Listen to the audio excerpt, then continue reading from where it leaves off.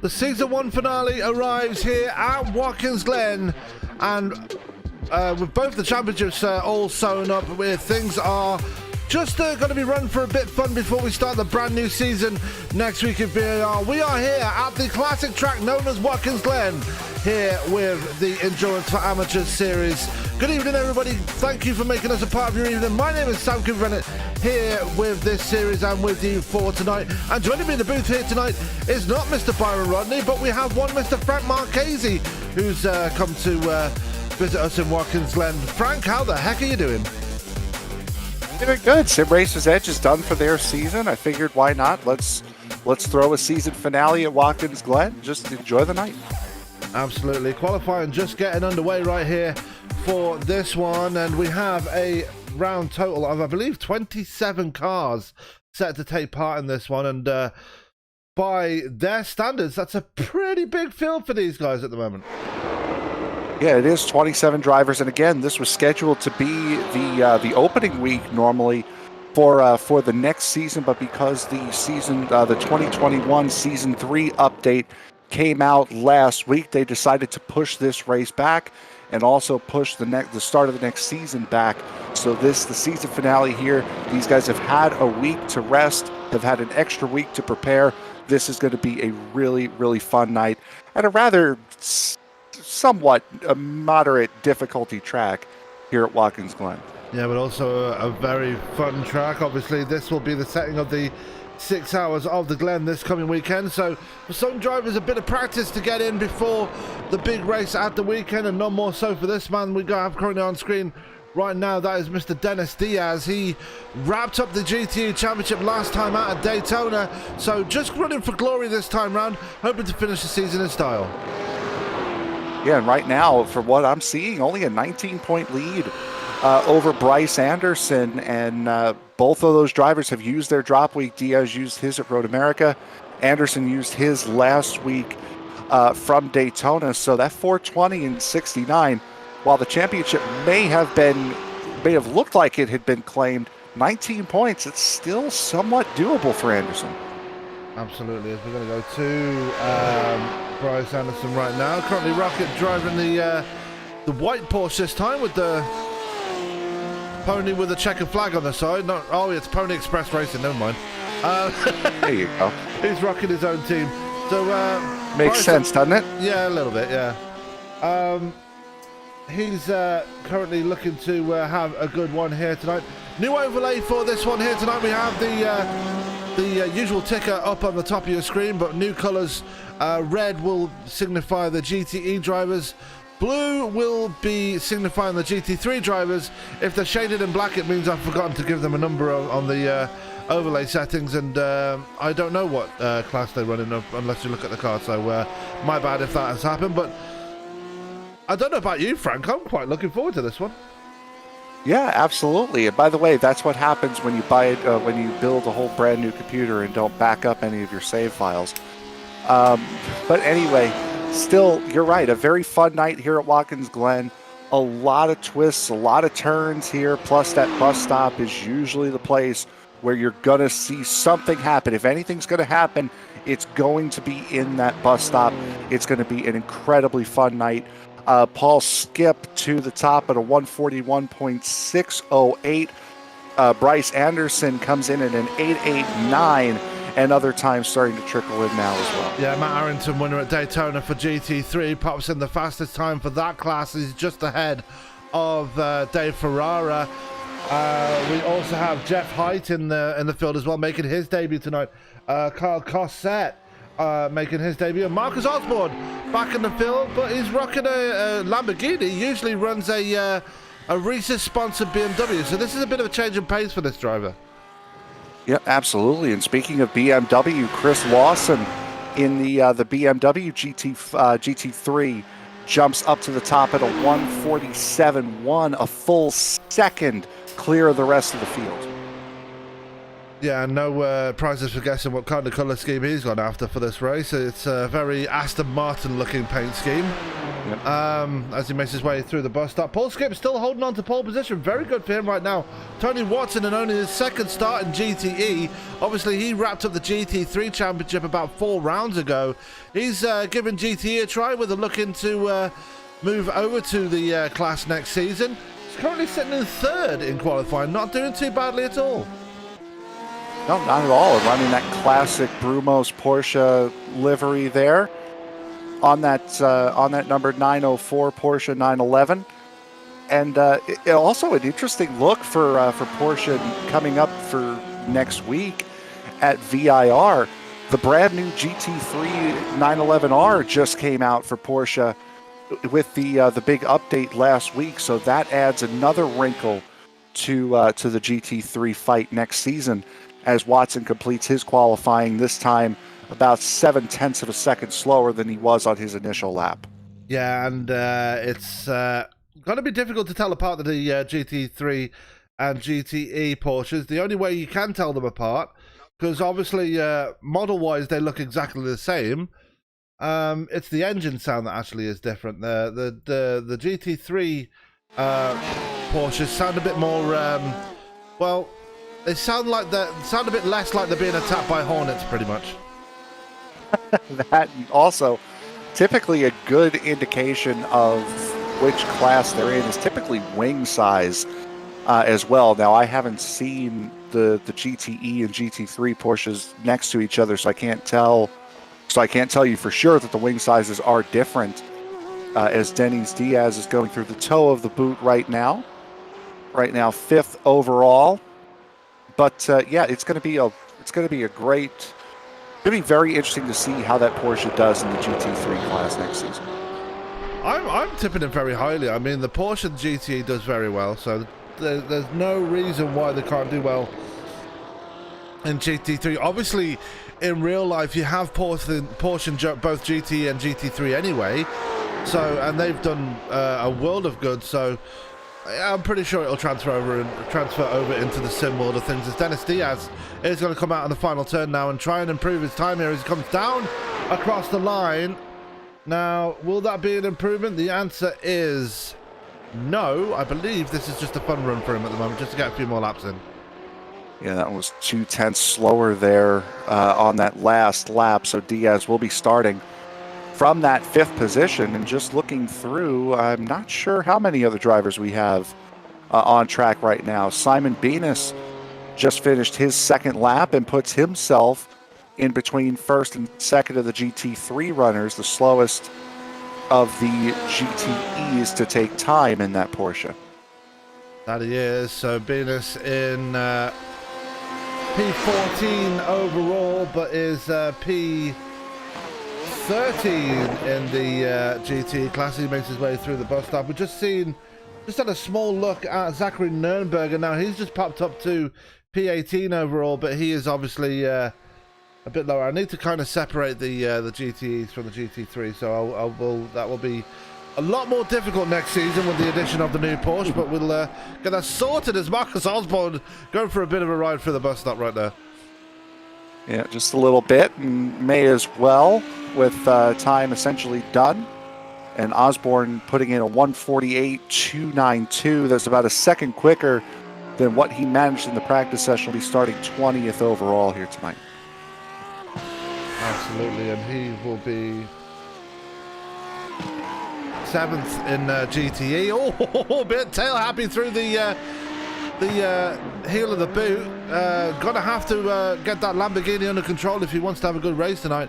He's probably too familiar with how the BMW runs. Obviously, 2 different cars, and they run very differently as well.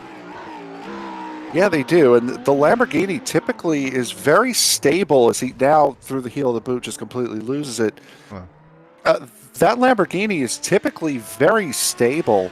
Same with the new Porsche 911R. They are very, very stable cars. But if you do overrun it, the car will very, very easily let you know. Absolutely, as we're looking at Simon Venus just finishing off his run, obviously getting a few more laps in before qualifying is over. About 20 seconds left to go in this one, and we can go ahead and start with the race in 1 hour and 20 minutes, the usual distance for this one. Frank, this is your first broadcast with us with this series. What are you expecting out of this one here tonight? Expecting typically what we would see, honestly, out of the Majors American Sportsman Series. It's going to be a wild first couple of laps. Once these guys start to get themselves sorted out, you'll see the little individual battles happen, but a frantic first couple of laps around a track that many people should already know in Watkins Glen. Absolutely. Well, with that being said, we are going to go to the grid for tonight's race, and starting up on the pole will be one Mr. Paul Skip. He'll be joined on the front row by Bryce Anderson. In row 2 will be Tony Watson and Brad McCombs. Row 3 will be Dennis Diaz and Terry Cowger Jr. Row 4 will be Paul Boyle representing the UK with his compatriot Ryan Tyler with him on that 4th row. Row 5 will be Mark Dillon Jr. and Michael Ogren. Row 6 will be Stephen Thompson and Jesse Brannon, Frank. Yep, and then you get to the GT3s. Chris Lawson, the GT3 pole sitter, starting from the 13th position.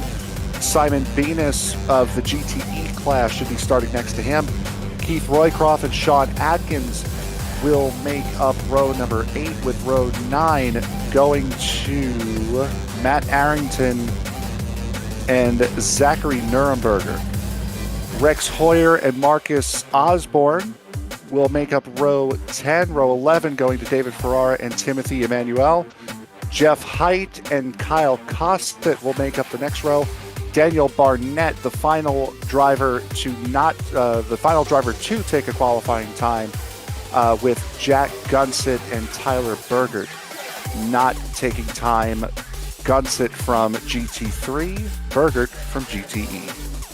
Yeah, Bergert not taking the time for this one, as we are ready to get going for this one, and it's going to be 1 hour and 20 minutes of high-paced action, and the biggest field we've seen all season with these guys, and this is going to be what we're going to see from this class racing tonight.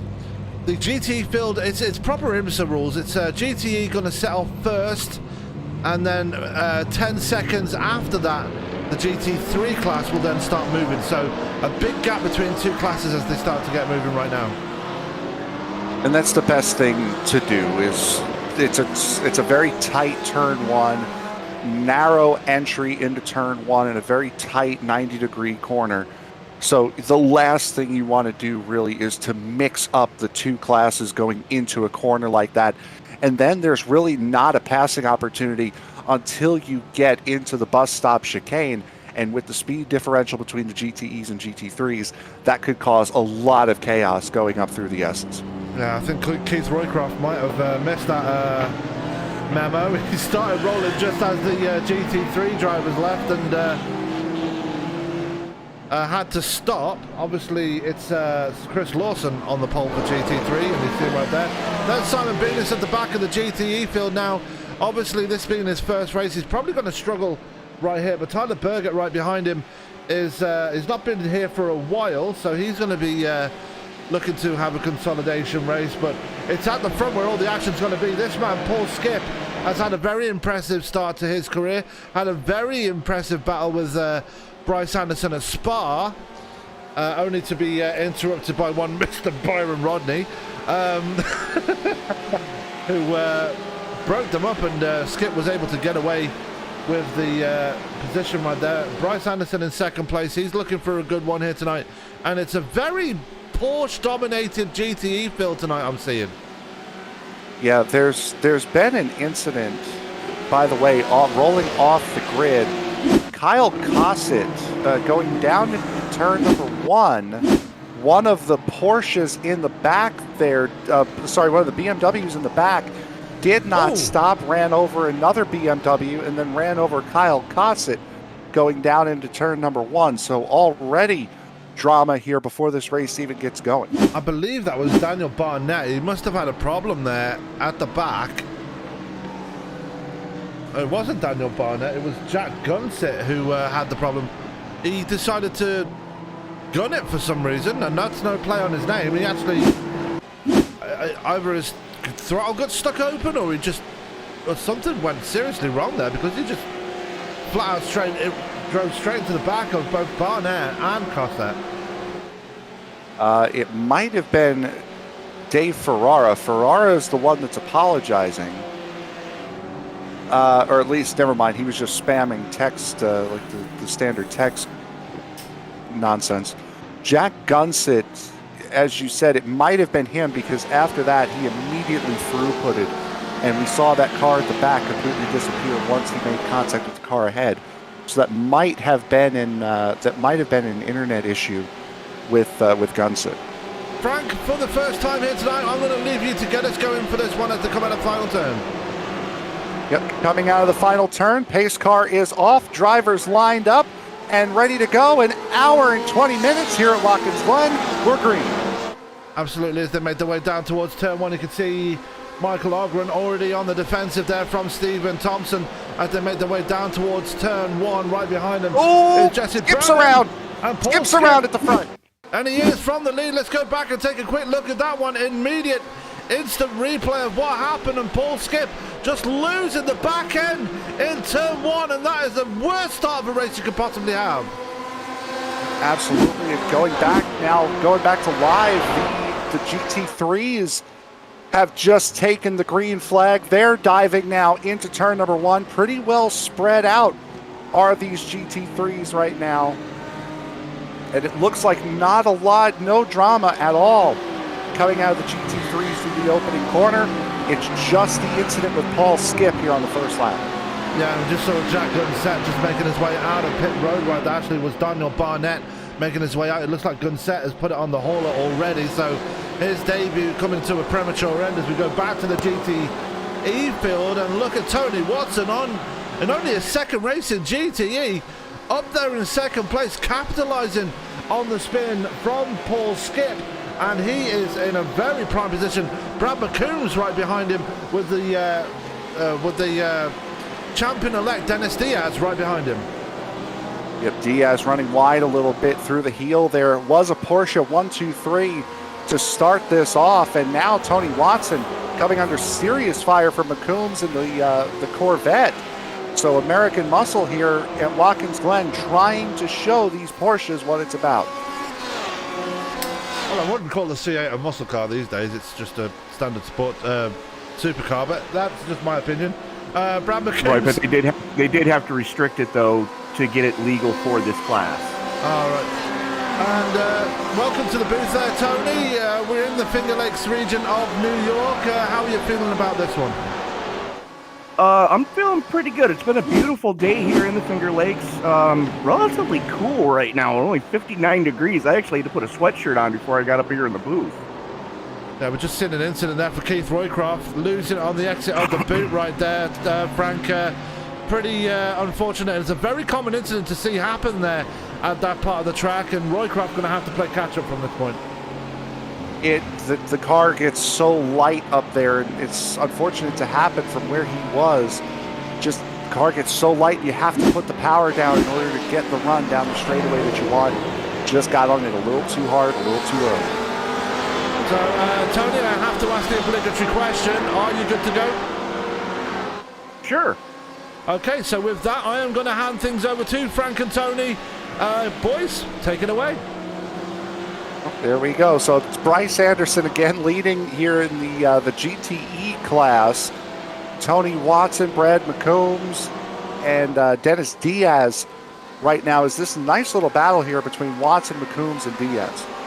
Absolutely. As Diaz, coming out of the heel of the boot, was starting to fill McCombs' rearview mirror. McCombs, though, using the power of that C8 Corvette to his advantage, starting to pull away as they come down the front straightaway, putting 2 laps in the books. And these top 4 now are starting to break away just a little bit. Terry Cowger in that number 46 Porsche having a solid little run there up into the 5th position thanks to the mistake by Paul Skip early. Has broken away from Paul Boyle and Ryan Tyler behind him. Those two running line astern, and then it's about another 2 seconds back before you get to this battle here between Michael Ogren and Mark Dillon Jr. as Dillon might have a look here going into the bus stop. Decides discretion's the better part of valor here, working minute 9 of 100 of an hour 20. And while we were watching that battle, McCombs was able to get by Watson to take over the number 2 slot in the overall, as it was just a complete drag race coming into the bus stop, and McCombs was able to outbrake the Porsche and wrestle that spot away from him. Now he's got an uphill battle as there's a 2-second gap to Bryce Anderson, who's leading the... Whoa! Oh, yep, that's Tony Watson in the 904, and again, he's the GT3 champion. Trying to decide whether or not he wants to stay in GT3 or move up to GTE, and now he's found himself in a spot to where it is very difficult to turn around between the heel and the toe of the boot. Well, he got it all wrong coming out of the heel, caught the grass, and the open diff on that. What's that? Oh yeah, the toe. I'm sorry, I go through the heel now. Either way, he got it all wrong coming through the toe. Caught the grass, and that open diff on that Porsche was not happy with him. No, absolutely not. And again, this is his first run in the GTEs this season. a nice little battle starting to brew here between Zachary Nuremberger and Matt Arrington. Nuremberger has just taken over third position in the GT3 class. That's for 16th overall. His GT3 is keeping nice and tight with each other, as that Merc of Rex Hoyle not that far behind. Yeah, that's the beauty of the GT3 class, is that they have the BOP just about perfect in this simulator for those cars to keep everybody on an even playing field. So it really comes down to driver talent at that point. Battle's starting to heat up for fourth place right now too, as Terry Cowger Jr. and Paul Boyle are throwing hand grenades at each other coming out of the boot. Cowger, Boyle, and Ryan Tyler in this little mix, and those three are slowly starting to catch up to Diaz, who occupies the third position overall. So these GTEs having a nice little run here early on in this race, and it's a nice little mix of manufacturers up towards the front. Yeah, absolutely. I mean, they're, with the GTE being such a newer class to the iRacing simulator, they're doing what they can to get the balance of power between the different makes and models to kind of sort out. They're doing a great job. Still a little bit of tweaking maybe they could do before the 24 hours or the 6 hours of the Glen that's coming up. But, so far these guys are putting on a hell of a show tonight. I think that's coming up this weekend. So anything that would have been done in the patch today that came out earlier on. Chris Lawson up at the front of the GT3 pack now has about a second and a half on Sean Atkins, and Atkins has broken away from Zachary Nuremberger. We're seeing, though, here in this GT3 pack, it's the BMWs that are really, really powerful. We saw the Porsches up at the front. Two of them, self-inflicted mistakes, have put them to the back in Paul Skip and Tony Watson. However, down here in the GT3s, at least in the first 15 minutes of this race, it's the BMWs that reign supreme. Yeah, so far so good. I mean, except for that little hiccup that happened on the pace lap with Kyle Corset getting just flat run over as they started the pace going into one. These guys are just in lockstep right now. Nobody really able to really lay one down and put a gap on anybody. You're talking maybe 3-4 car lengths at best between most of these guys. So,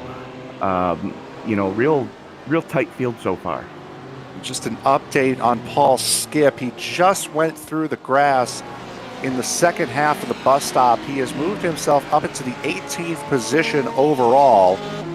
Still 14th and last in the GTE class.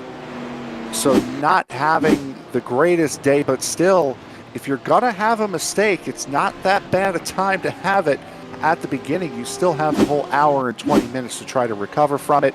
That's what he's doing right now, trying to get around the GT3 leaders. Yeah, absolutely. I mean, you still have a couple of fuel stops and at least one tire stop left that you're going to need to do before all is said and done. So plenty of time for Skip to make up some spots. I know he's probably kicking himself, though, for what happened on the opening salvo. Absolutely. Ryan Tyler in the GTE class has gotten around Paul Boyle's Corvette. So now it's Cowger, Tyler, and Boyle in 4th, 5th, and 6th place, respectively. Ogren and Dylan Jr. also having that nice little scrap still. Dylan has also just gotten around Ogren, that for the 7th position. So Dylan starting to work his way up in that number 3 Corvette.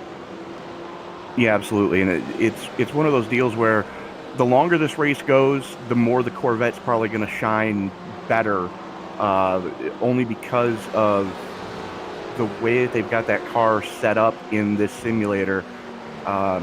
It on full tanks, it's a slug. Once you start to burn some fuel off, it really starts to wake up.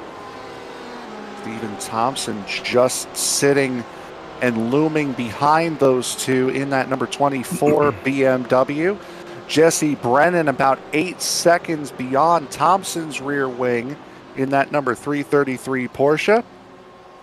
Tyler Bergert decided not to take a qualifying time in that Corvette. He is running in 11th. That leaves Tony Watson, Simon Venus, and then Paul Skip, who is still trying to work his way through the top of this GT3 traffic. I believe he's gotten around Nuremberger. He has. That's for 16th overall. He just has Sean Atkins and Chris Lawson in front of him, and then he will be free to roam. However, there's about 22 seconds between the last car, Simon Venus in the GTEs, and Chris Lawson, the leader of the GT3s. Yeah, absolutely. Skip definitely has an uphill battle to climb, but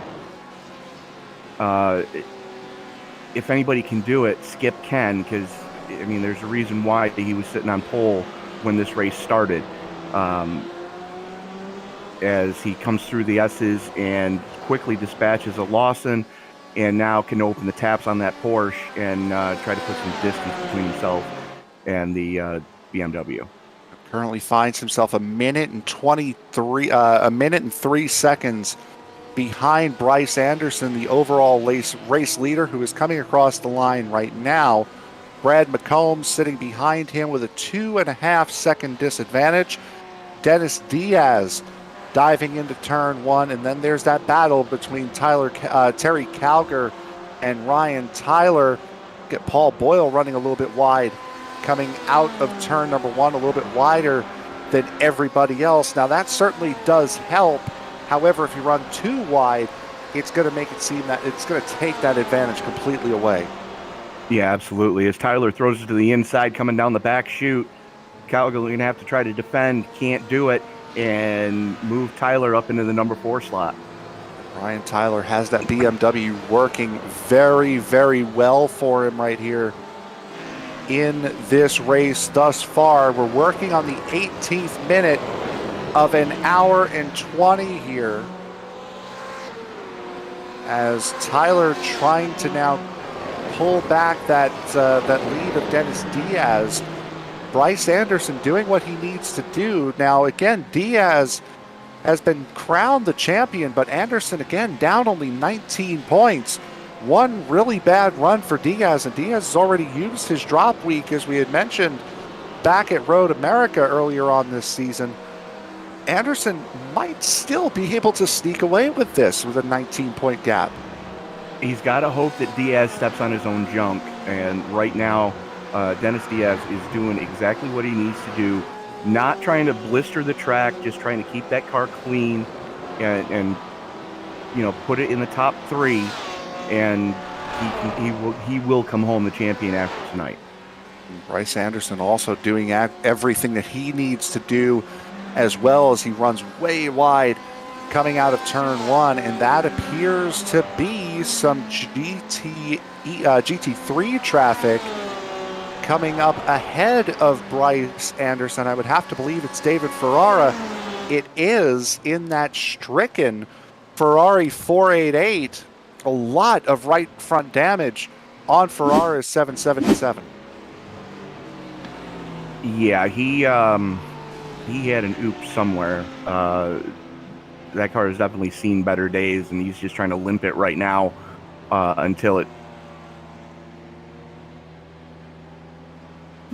And they're showing the replay now of what happened to Ferrara as they head through the toe now. That was wow. That's a big shot that he took there going through. That is through the carousel. Now in between, now going into the heel. Back to live pictures. He is now been lapped. And it looks as though Brad McCombs has started to claw back some of that lead. Ooh, some of that gap. It almost comes door to door with that Ferrari.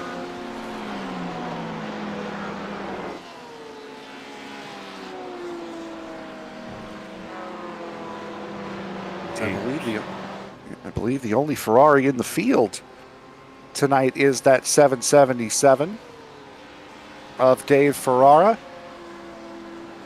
Is Diaz going by him going into turn number 1. Not really much as far as battles going. The closest battle here is the battle between Paul Boyle and Terry Cowger. Now Boyle has gotten around Cowger, so that Porsche is starting to slip backwards. Ryan Tyler has up and ran away from those two. He was battling not all that long ago. So a nice little run here for the BMWs as they sit 3rd and 4th. Yeah, absolutely. And the one thing to keep in mind, too, especially when they come through turn number 1, you can run wide, but there is a curb there on the exit of turn 1. Don't try to straddle it, because if you try to do a 50-50 rail grind like you're on a skateboard, the car is going to treat you like you're on a skateboard, and you're just going to lose all traction and end up binning the car going into the S's. And that's definitely not a place where you want to have any issues, because those are blind corners, and it's very easy to get run the hell over if you do it. Absolutely not, as Cowger now starting to fall into the clutches of Mark Dillon Jr. in that number 3 Corvette. Michael Ogren in the BMW is the next one up in line to pass Ferrara, and does that coming back onto the NASCAR portion of the circuit into the penultimate corner. Back into the GT3 camp, Chris Lawson has a lot more pressure than he had recently. Last time we left him and Atkins was about 2.5 to 3 seconds behind. He has now closed that up to within a second. That number 66 BMW of Atkins really starting to show some pace. Well, you got to think Lawson may have gone too hard too quick, because they've got 10 laps on these tires already. And yes, they are a harder endurance compound, but you can still burn the hell out of them very easily, as you see the different lines that Lawson and Atkins are running. Atkins keeping a little bit tighter line coming through the toe as they head up into the heat. We have this Rex Hoyle, the Rex Hoyle in the number 54 has had he it wasn't all. the only one. Timothy Emmanuel looking slow in the number 39 Porsche as well. See the back. I think that was the 54 going around in the. Well, there was a lot that happened there in that short period of time going into the boot. Yeah, that started with Hoyle.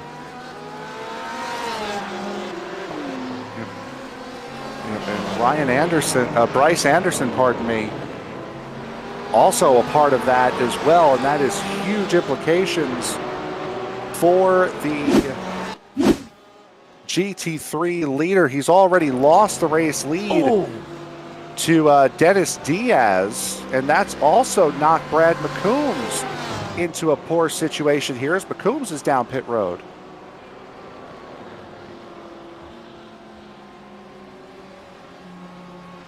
So a lot happening here in the early stages of this race here as Dennis Diaz now comes in, takes the race lead, as that is Rex Hoyle in front of him. And there was another car. I believe that was a stricken Lamborghini. Yes, it was. Marcus Osborne, it was in the 7. Boy, that made that close, and there comes the 12 of Jeff Height.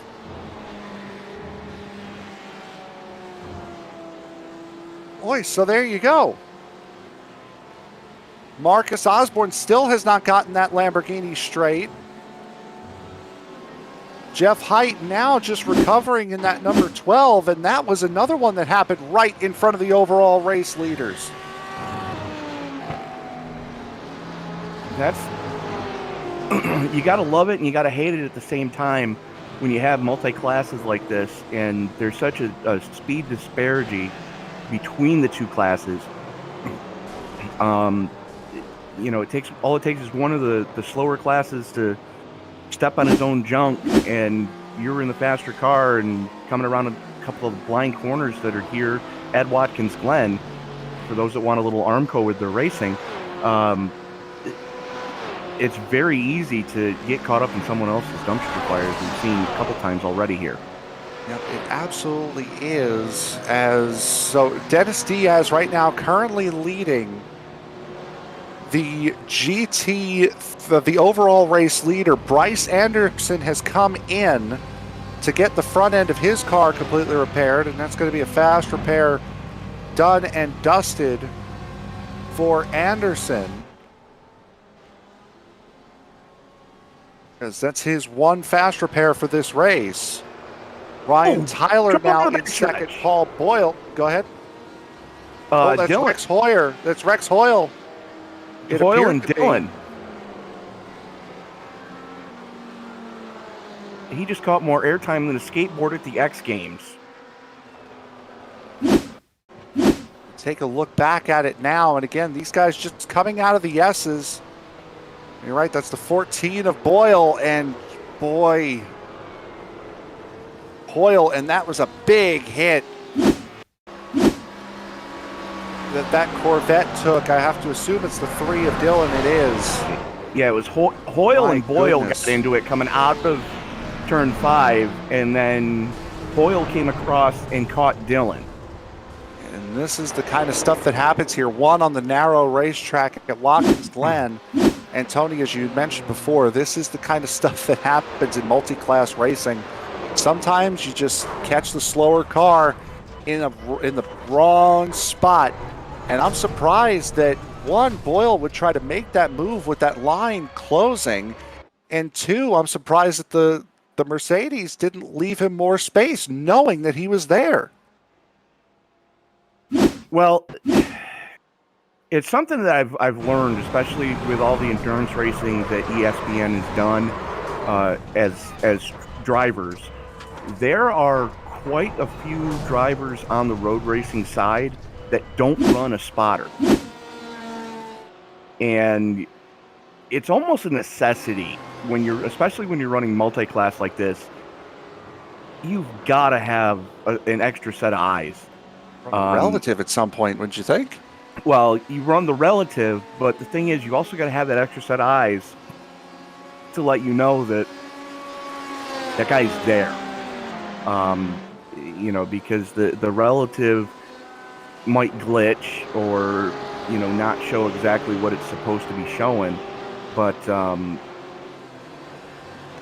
it's very easy to get into trouble if you don't run a spotter pack or a live spotter, which a lot of teams do in the longer endurance races. Your 12-hour races, your 6-hour races, your 24-hour races. A lot of teams run where one guy's spotting, one guy's driving, then whoever was spotting jumps into the driver's seat, and then the next person comes into the session. That's the smart way to do it in endurance racing.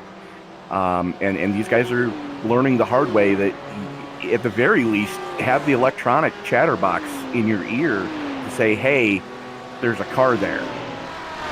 Absolutely, because over these last 5 or 10 minutes or so has completely turned this race on its head and has given it a completely different complexion than what it had before.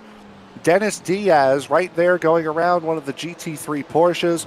Ryan Tyler and Terry Cowger, the top 3 right now here in the GTE class overall. Chris Lawson, Sean Atkins, and Zachary Nuremberger, your top 3 right now in the GT3 class. Nothing really much has changed there. What we're going to do right now is we're going to take a quick break to try to sort everything that just happened out, and we will come back to you. We're a half hour into the season finale here at Watkins Glen.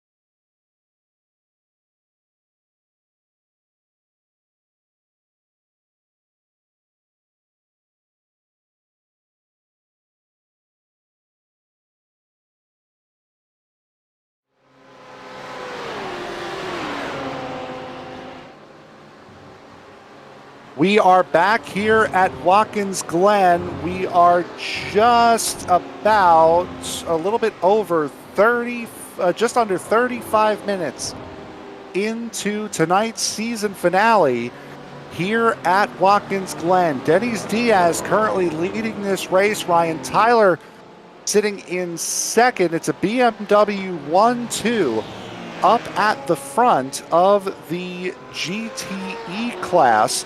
Down in GT3, it's much of the same. It is BMW all the way. Right now, Zachary Nuremberger is the back end of the trio that leads the GT3 class. Sean Atkins and Chris Lawson, who have bled from the word go, are right now heading this group. 4 BMWs in the top 5 in the GT3 class, as right now Diaz is about to finish putting the GT3 class a lap down as he gets around Chris Lawson. But that battle in GT3 for the final spot on their podium is starting to really heat up, as Matt Arrington is really taking it to Zachary Nuremberger right now, as the one lone Lamborghini up there in the top 4, just throwing haymakers and trying to reel in that last BMW in line. Arrington also has to watch out behind him because Ryan Tyler, second place overall, not that far behind him in that number 11. But Arrington, remember, Arrington had actually started ahead of Nuremberger. It was about lap 3 or 4 when Nuremberger actually took the position, and Arrington has not let him go in that Lamborghini. Absolutely not. Just keeps applying the pressure, as he's got to let the quicker car go by as they go into the boot. As if he was smart, he tried to get back up there with him and follow him through, as that quicker GTE BMW is going to put the GT3 BMW behind him relatively quickly here. And it looks as though it might be going into the heel, which gives Arrington, a beautiful opportunity at an overtake, but it looks like Tyler's going to get the move done going into the heel, so no real distraction there for Nuremberger going into the heel, but Terry Cowger right now in that Porsche about to really make Arrington's life miserable. Yeah, absolutely. He caught him in one of the worst spots he could, as Arrington says, "Go ahead, take the racing line, bud, and because you're definitely faster than I am." So that was a very sportsmanlike move from Arrington to let the faster car just take the racing line. As drag race down the front straightaway, Nuremberger going to be going a lap down to Cowgill. Simon Venus has had an off coming back onto the NASCAR circuit, took a little too wide in his Porsche, spun off of the curb and hit the Armco, crossing right into the middle of the racetrack and causing a little bit of a fright for drivers around him before finally towing. So that's an update on Simon Venus, as Lawson right now currently holds a 0.2 of a second gap, but it's the battle between Atkins and Nuremberger right now that is absolutely white hot. Yeah, absolutely. Atkins had a little bit of a bobble going into turn 1, and it let Nuremberger reel him right in. So BMW on BMW crime right now as they go into the boot, and coming out of the boot, there's a lot of elevation change that you don't realize, and the camera really doesn't do it justice. In between the heel and the toe, there's a big elevation change where the car just gets completely lightweight, and then again coming back onto the NASCAR portion of the track at the exit of the boot, there's another elevation change that you've got to be real careful, because it's right where you want to put the power on, but you've got to be real easy feeding the power to it, because it's very, very easy to knock the rear tires loose on these things. BMW of Ogren really spiced up this battle for second place here even further between Atkins, Nuremberger, and now Arrington has gotten into the mix. He's hidden back there behind those two in the Lamborghini, that blue and black Lamborghini coming into your picture now, as I believe that is Venus coming out of pit road. And wow, did Atkins really take that wide coming out of turn 1. Nuremberger, however, has Arrington all over him going up the hill. Completely all over that rear splitter on that car, as it's going to be a drag race into the bus stop. This one's going to be fun. Who's going to outbrake who? No, everybody's playing nice so far. Still have whoa! Oh, I think Arrington might have had, or pardon me, I think Atkins. That was might Atkins. have had a corner cut slowdown, which is the only thing that can explain what just happened there, as that's allowed Nuremberger and Arrington around. Yeah, he took way too much of the grass going through the bus stop, got it all wrong going in. Wanted to make sure he didn't get outbraked and outbraked himself, and that slowdown penalty really cost him 2 spots there, as Nuremberger up into the number 2 slot in GT3, Arrington in the number 3 slot, now finds himself in a BMW sandwich. And Sean Atkins right now, who has been sitting in second position the entirety of this race, now finds himself going wide to allow Stephen Thompson to go through. This is going to, bless you, this is going to put him in a battle now with Keith Roycroft for the 5th position in the class. So that 48 BMW now has a nice little look, as Nuremberger and Arrington still going at it for second. Absolutely, and all it took was that little bobble, get some debris on the tires, and when these tires are hot, they'll pick up everything. Anything except money, and it's definitely not money right now for Atkins, as he finds that battle for second starting to leave him.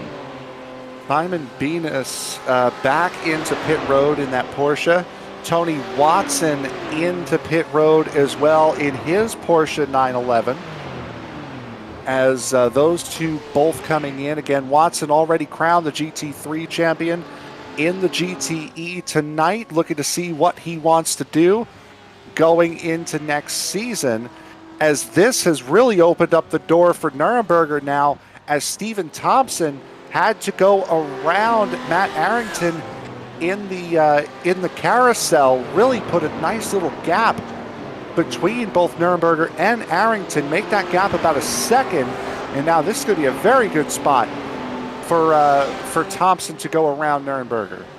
Well, Thompson had a run coming up through the S's, and unfortunately for him, Arrington was trying to make the move on Nuremberger, and he lost all his momentum, so he had to regain it coming out of the bus stop, and it definitely lost some time to Ogden, did Thompson. But, this battle in GT3 is just hard and heavy right now.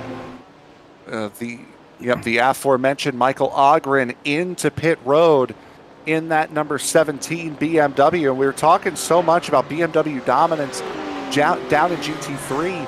Just in the same way in GT3, GTE, BMWs make up 1, 2, 4, and 5 in the top 5, with the Porsche of Terry Cowger splitting the 2. That's a far cry from where they were at the beginning of this race with Porsche 1, 2, 3. Yeah, absolutely. Is the Porsches, they had trouble early on. They had the speed in qualifying, but they ran into trouble early on, either by their own doing or getting caught up in someone else's dumpster fire, as we saw a couple times happen. But Porsche's not having it its own way like we were thinking they were going to have it in the opening laps of this race. Jeff Height has gone around entering the boot, a solo spin, going downhill, just braking a little bit too early in that number 12, braking a little too late, pardon me, in that BMW number 12 back end, snapping around on him from there. Paul Skip into pit road, Dave Ferrara in pit road as well, as Denny's Diaz now brings it down into pit road from the overall race lead in his BMW.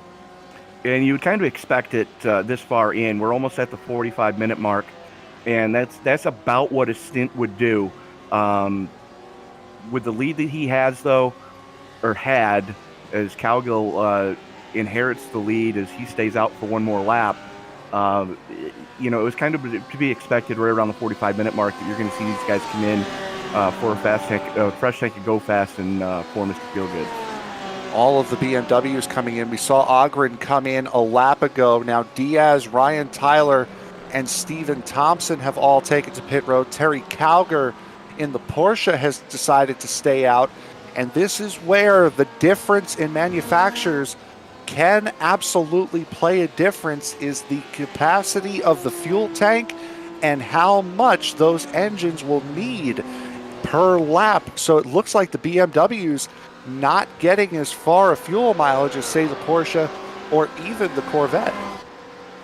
Well, it's kind of to be expected because the Porsche has that flat plane 6, whereas the rest of them are running V8s, and those V8s get very hungry. And you can sip a little bit easier with charged 6-cylinder than you can with a naturally aspirated V8, because you'll get the power off the corner, but at a detriment to your fuel mileage. Looking back into GT3, this battle for second place has still not slowed down. Zachary Nuremberger, Matt Arrington, and Keith Roycroft have gotten into the mix. Roycroft just went for a look to the inside of Arrington, to the right side of Arrington, going into the toe. And now Roycroft still trying to maintain. Terry Cowger comes into pit road in his Porsche right now, as that will leave second place that will leave the third place battle between Tyler Bergert and Bryce Anderson in the 69. And again, Anderson was leading this race at one point until a wreck in the GT3 class got him caught up. Yeah, I mean, that was definitely a rough one. And you hate to see it happen to anybody, but especially for somebody going after a championship, as the entirety of the top 4 in the GT3 class have come into pit road. Chris Lawton in, Sean Atkins in, Matt Arrington in, Zachary Nuremberger in as well. The Porsche of Marcus Osborne is coming out of pit road. He was in the lap before. Tyler Bergert in his Corvette pits from the third position of GTE. So a lot of pit stops here, and this is absolutely crucial with the top 4 in GT3 all in at the same time. Yeah, the only one to not bring it pit side from GT3 was Roycroft that time, as he decided to stay out to get the bonus point for a lap lead. And Nuremberger, the first one moving. Arrington out, Atkins out. Lawson still up on the jacks in his pit box. Now finally gets released a full 15 seconds after his competitors. So Chris Lawson, with a major issue on pit road, drops him from the race lead in GT3 down to 4th. Popped for speeding in. Well, there you go. That'll do it. Unfortunately for Chris Lawson, who had this race wrapped, at least from what it seemed as though, certainly had a battle close, but he was uncontested. And now all of a sudden Zachary Nuremberger finds himself in the effective race lead, as here comes the actual race leader, Keith Roycroft, into pit road, as Marcus Osborne has had an issue in the heel.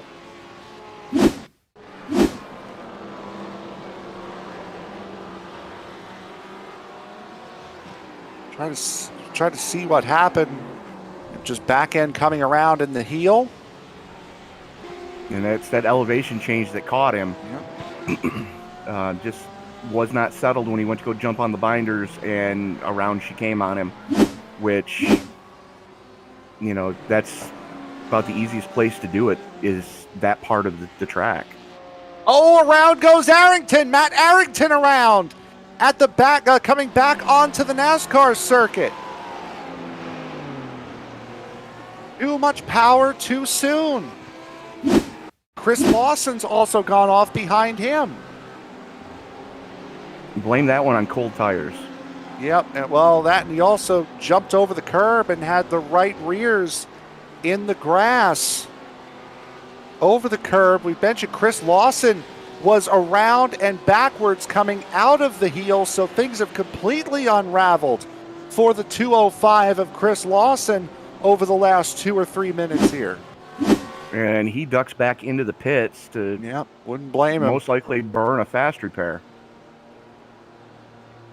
So Zachary Nuremberger now leads this race. Keith Roycroft comes out 1.4 seconds behind his BMW compatriot, Sean Atkins, now sitting in third in the GT3 class. Back up to GTE, it has been pretty much Denny's Diaz, pretty much ever since the incident involving the, what was the other Porsche? Losing, yep, Boyle. Bryce Anderson. Anderson, who's recovered himself back into second position, but he's 5 seconds off the pace from where Dennis Anderson is. Ryan Tyler now sits in third. Closest battle in this class is between Mark Dillon and Michael Ogren. This is for fifth overall. And you got about an eight lap difference in their tire strategy right now. Ogden with the 8 lap newer tires. Dillon Jr. He's got 12 laps on his. So a little bit less fuel, a little bit older tires. He's got to worry, though, because here comes Brad McCombs in the 23. And that's because Dillon had to come into pit road because of that big melee that happened coming out of the S's. I believe Brad McCombs. Yeah. Yeah, McCombs was a part of that as well, as now he has jumped right back up. McCombs has been in podium position this entire race up until that point in that number 23 Corvette, as Ogren really being put under fire from Mark Dillon. There it is. That's the name. But Ogren right now got to keep one eye in his rearview mirror and one eye on the road in front of him, because the last thing he wants to do is get into those lap traffic cars and get caught up in someone else's dumpster fire, like has happened to the two guys behind him already. So he's got to have pace, but he's got to have cautious pace. Yep, absolutely. As we're there's Michael Ogren. Whoa. See Dillon really wide coming out of turn number 1, and Dillon trying everything he possibly can, but McCombs is right there as well. McCombs keeping them honest right now, as those two guys again got caught up in an issue on the back chute about 20 minutes ago, as they are coming up very quickly on that GT3 car in front of them.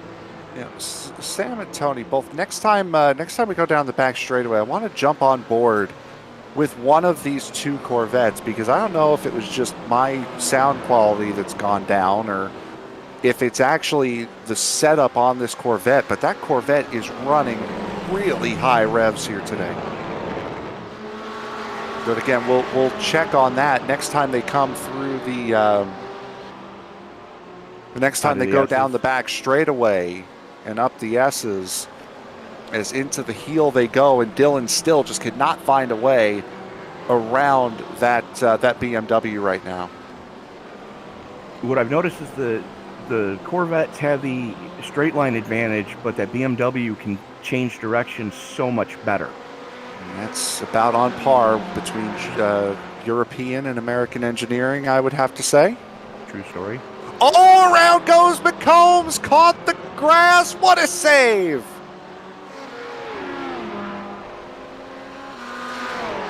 Wow, did he save that one? McCombs caught the grass going into, coming out of, the penultimate corner. Really slid that Corvette all the way through the final corner and made the great save. But let's jump on board now with McCombs. Just listen to this engine popping off the rev limiter.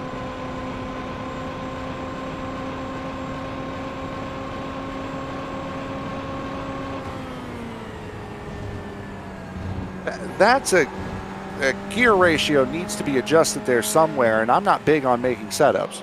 And that goes back to what we were talking about with the different manufacturers and your fuel strategy. Yep. With him turning that engine at such a high RPM, he's burning more fuel. Yes, it's going to be quicker in the short run, but in the long term, give up a couple thousand RPM and, let the motor breathe a little bit. That's definitely not going to help the Corvette in the fight tonight, because just how high that thing is wound. Most certainly will not. Matt Arrington, by the way, is into pit road, so third place in GT3 has come into pit road. Bryce Anderson now coming under fire from Ryan Tyler for second position overall, as Anderson still now falling further and further behind Diaz. There's a 7-second gap now between first and second. And I'm thinking it may have gotten into Anderson's head when we got into that lap traffic in that accident that really ruined his night. It's in his head right now that he's already burned his fast repair, and we still have 30 minutes left in this race. Yep, we absolutely do. And this Porsche right now trying its best to stay out in front of the BMW, which has proven to be the more dominant car here tonight, not just in GT3, not just in GTE, but in GT3 as well. Ooh. Right now, the top 4 positions are currently occupied by BMWs in the GT3 class. And with the breakup of the pit stops, instead of 4 out of 5 in 4 out of the top 5 at GTE, it's only 3 of the top 5 as Ryan Tyler goes for the move going down into the heel, and he will take over that second position. Anderson got it wrong going into the first part of the boot and caught the grass, and that really slowed him up. Had a couple of off tracks here that we'll get you up on here. Mark Dillon in the Corvette going through the second to last corner, coming out of it, goes well off. Fortunate for him, he's able to keep it straight. Sean Atkins, who was running in second position in the GT3 class, went straight on and hit the wall hard going into the boot, out of the chute. And that has put a lot of damage on that 66 and has elevated Keith Roycroft into the second position in the GT3 class. The battle for the lead in GT3, though, really starting to heat up as Roycroft putting all sorts of pressure on Nuremberger right now. BMW on BMW crime as they come through the sole of the boot, up the hill, they crest it, and you got to be real careful laying the power on because the car gets incredibly light coming through the sole of the boot. I'll correct myself there. Sean Atkins had been behind Roycroft for quite some time, so Roycroft still putting Nuremberger under pressure in that number 48 BMW, is doing a fantastic job, and right now looks to be a lot quicker than that number 32 in front of him.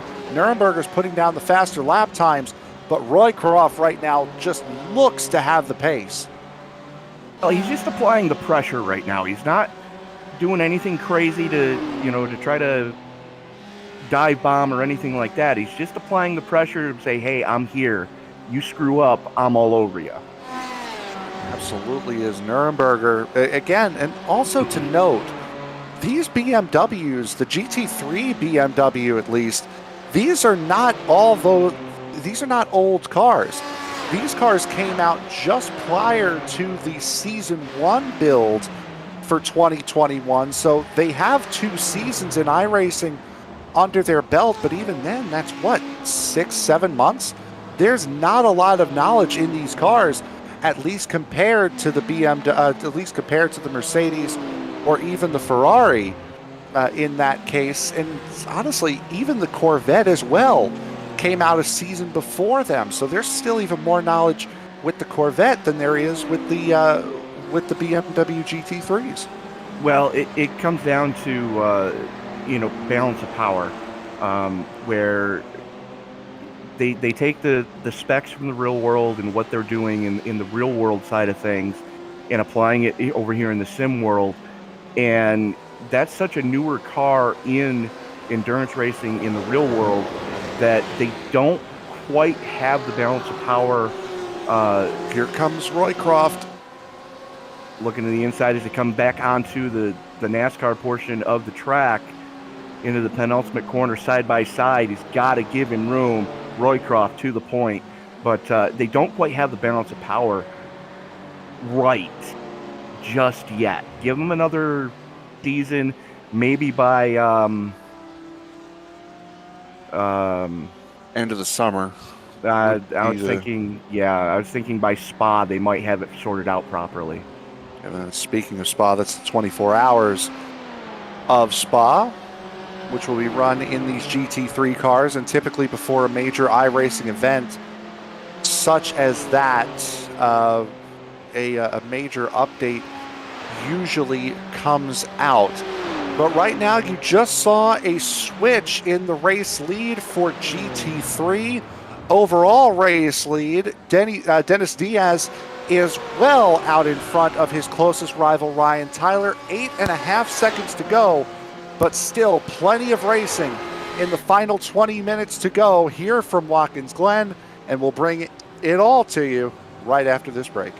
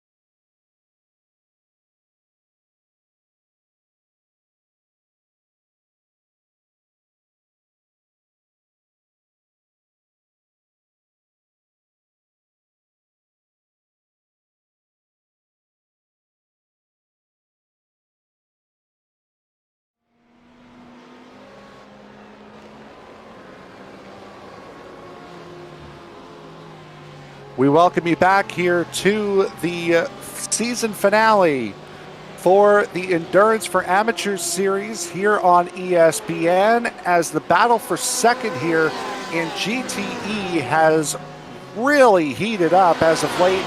Ryan Tyler, Bryce Anderson, and now Terry Cowger are all within a second of each other as they head up the hill, out of the S's, and into the bus stop chicane.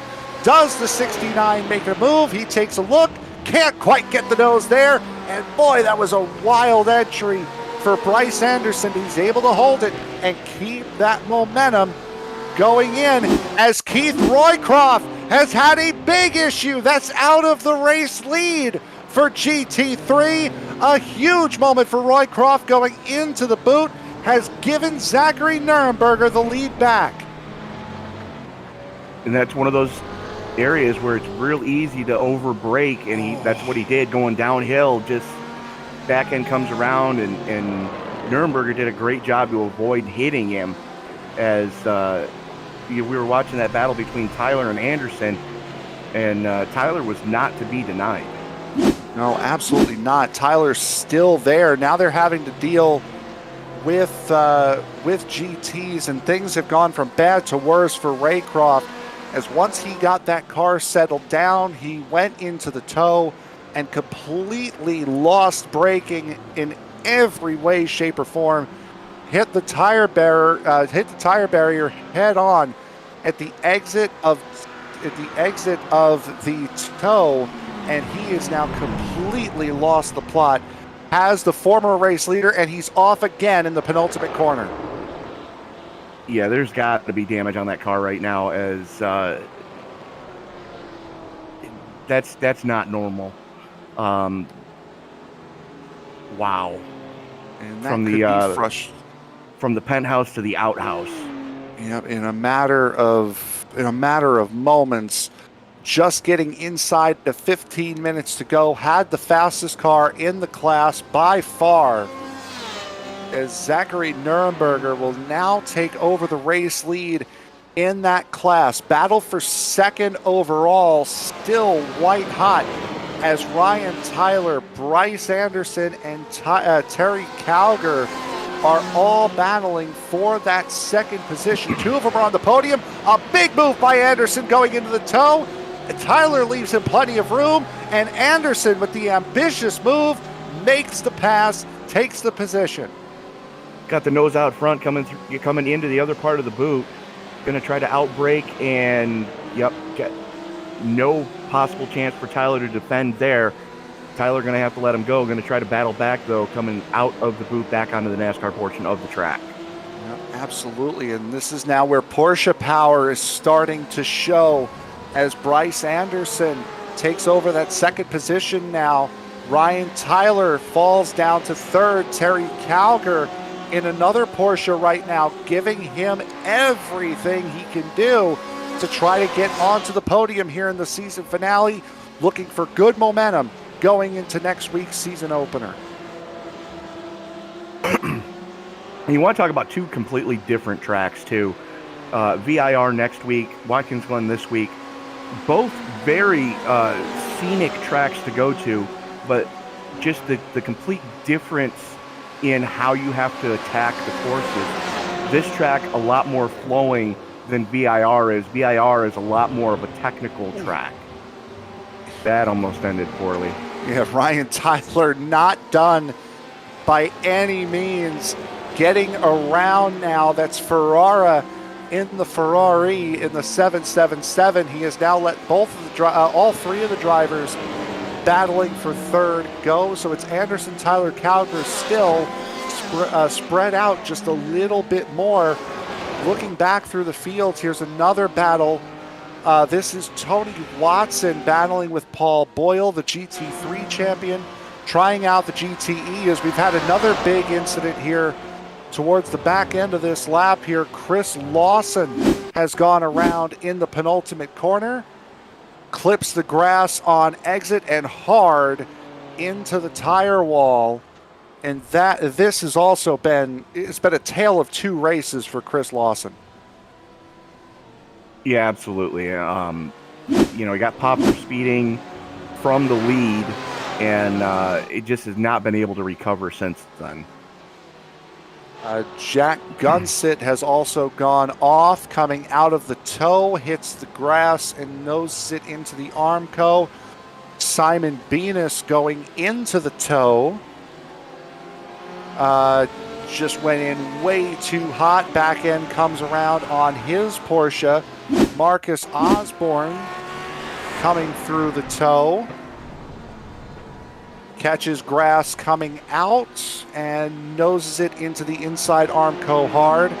So a lot of things happening here late as these guys try to pick up every little second they can. But right now, the most consequential battle on the racetrack is the battle for second overall between Bryce Anderson, Ryan Tyler, and Terry Cowger. 2 Porsches and a BMW do battle. Cowger right now is just biding his time because he knows that Anderson and Tyler are going to throw haymakers at each other, and he's just kind of hoping that those guys take each other out. And everybody right now is hoping that Denny Diaz has an issue from the lead, as he's almost 9 seconds to the good over this battle for second right now. 8.8 seconds is the lead that Dennis Diaz has over the trio that you're watching right now. Jeff Height has gone off as well. This is going into the bus stop, jumps over the curbs, makes a complete hash of that, and then back onto the racetrack as if nothing had happened. Complete Tokyo drift there. Yeah, absolutely. As Anderson, Tyler, and Cowger still battling here. The race for GT3 is pretty much done and settled. Zachary Nuremberger can coast from here, essentially, with a 47.5 second lead over Sean Atkins. Nuremberger is going into the S's right now. Meanwhile, Atkins is just going into the heel of the boot. So he can pretty much turn the engine all the way down and just ride it out, knowing that he is going to get the season finale win as the battle for second really heats up. Going into the bus stop, Ryan Tyler had it. He's going to lose it on exit and might lose that third position as well. That was full send it mode, and it didn't work for him. Able to regroup, though, and didn't get the tires too dirty. Able to collect his thoughts again, and Terry Cowger doing a great job to avoid getting into him. Cowger's going for it now. Here we go. And Cowger in the Porsche gets the move done going into the toe, but Tyler able to straighten that BMW out a little bit sooner. He's going to definitely have the line advantage going into the difficult heel, and still running side by side. What a battle for third position we have, and it's going to come out to be the same way we came into this lap, or is it because Cowger still hasn't let it up? German on Bavarian crime right now, as those guys, no quarter asked for, no quarter given, but a lot of clean driving going on right now. And Bryce Anderson in the number 69's got to be looking in his rearview mirror, loving what he's seeing. Yeah, absolutely. He was under duress a half a lap ago. Now all of a sudden he finds himself with a second lead over the two that he's battling behind him, as Ryan Tyler put a move on and then immediately offense turned to defense as he had to keep that second Porsche from getting around him. Yeah, absolutely. But the big question right now is, does Bryce Anderson have enough fuel to go the rest of the way? He's already 26 laps on this current fuel stint, and he's been out there a long time. That was also due to an incident that was not of his own doing. That was while he was in the race lead with Bryce Anderson. Ryan Tyler, Terry Cowger having a look at each other going into the bus stop. Nothing coming from it. Other than that, not a lot of close battling in GT3, but GTE is where it's at. Brad McCombs trying to chase down Michael Ogren. This is for the 5th position. Right behind, well, about 10 seconds, I should say, behind the trio that we were looking at before. Also, Tony Watson still trying to get around Paul Boyle. And again, as we were mentioning before, Watson, the GT3 champion, trying out the GTE, had a good run, started in 3rd, did Watson. Unfortunately, a self-inflicted error has put him to the back in that Brumos Porsche 904. Yeah, absolutely. But like you were saying, the GT3 class more strung out than a methadone clinic right now, as the battle from GTE all over the track, as Dennis Diaz 9.3 seconds to the good. The battle for second, still hot and heavy between Anderson, Tyler, and Cowger. Is Cowger all over the rear wing of Tyler right now? Absolutely. Bryce Anderson losing ground to the drivers behind him as Ryan Tyler went really wide coming out of turn one, still trying to keep Terry Cowger behind him. Cowger not quite there to make a move. Tyler made a lunge at Bryce Anderson, knew he wasn't going to be able to make the move, but at least remind Anderson, hey, I'm here, as going into the bus stop, McCombs is going to get around Ogren. So now take that BMW out of the top five, put a Corvette into the top five now for GTE. Yeah, absolutely. I mean, and this really, it goes back to the whole balance of power algorithm that they use to try to even these cars out in the real world. This is the first full season for the C8R. It's the first full season for the M8. Contact. Sorry to jump in there. Contact between Paul Boyle and Tony Watson going into the bus stop, and that has put Tony Watson completely out. So Watson's first foray into the GTE class has not turned out well. Absolutely not, because he already burned his fast repair earlier. Yep. That's probably going to be the night for Watson, as we are just under 5 minutes to go in this race. So it'll be 5 minutes, and then it'll be the lap after time. So it's not time plus one. It just goes to time, and once the time runs out, that is the final lap. Bryce Anderson coming under serious fire coming into the bus stop here, but Ryan Tyler deciding discretion is the better part of valor. There's not too many more chances he's going to get. He's got to make that move if he wants to make the pass. Well, Anderson did the right thing coming down the back straightaway. He defended the inside line going into the bus stop, and Tyler was going to have to eat grass if he wanted to try to make that pass, which would have given him a slowdown penalty, which would have given the spot to Cowger with that slowdown. So Tyler's he's racing hard, but he's got to race smart as well, because right now he's got the 4 spot locked in. He's just got to not give it up to Cowger while he's trying to get by Anderson. Or number 3 spot, I'm sorry. And that Porsche of Anderson is damaged. He does have a little bit of a bend in that front end, does the 69 Porsche. Also has a pretty good sized chip taken out of that fender on the right rear of that 96. So he's not playing with a full deck right now, as Terry Cowger gets a big run off of Ryan Tyler, who has an awful final corner. Cowger goes in for the position, they make contact, and around they both go. Both Ryan Tyler and Terry Cowger around. Who gets the car recovered first? It's going to be Cowger to take the final spot on the podium. And while you were watching that, Brad McCombs got it all wrong coming out of the boot. Went to go lay the power down, got into the grass, and just around she went, and he ate Armco big time. Yep, and that's the part of the track. It's one of the parts of the track that makes it very, very easy to spin out that drop away on the exit there. But between Terry Cowger and Tyler for that third position, boy, that was a close battle. A big lunge that Terry Cowger made and just came in a little too late, a little too hard.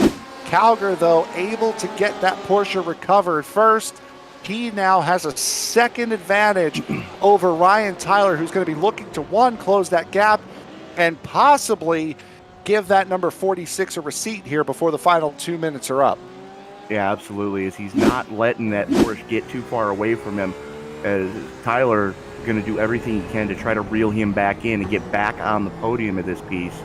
As right now we are inside 2 minutes to go in the timer, as Dennis Diaz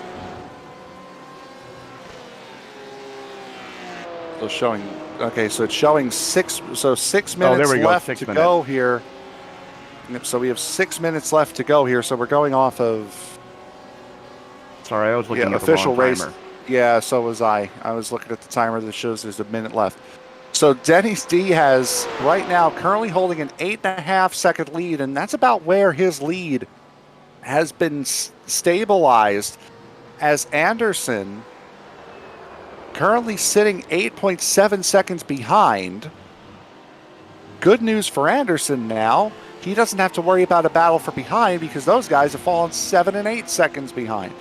And you got to think that Anderson's kind of lifted off the gas a little bit, as the gap to Diaz is now well over 9 seconds. The question still remains, does Anderson have enough fuel in the tank to make it the next 5.5 minutes? Yeah, absolutely. I mean, it's going to be close, and you can fill these cars up for quite a bit. A little bit further back, a battle for position here. This is between the GT3 of Dave Ferrara and the GTE of Simon Venus. Now, you would think that this would be pretty straightforward between these two, as Venus now takes over that position. But with Venus doing stuff like that, it's boom! A big shot. It hasn't been as straightforward as you may think, and that certainly was not straightforward at all. That was a definite how do you do. Yeah, just checking the integrity of your fender, that's all. Fender, door. Bent up. Yes, it is. He is crab walking something fierce right now. Definite suspension damage on the 777 of Ferrara. That and Hoyle in the Merc, those are the only two single manufacturer entries in this race. There are two Lamborghinis, 6, 7, 8 BMWs. You've got about 3 or 4 Porsches in the GT3 class.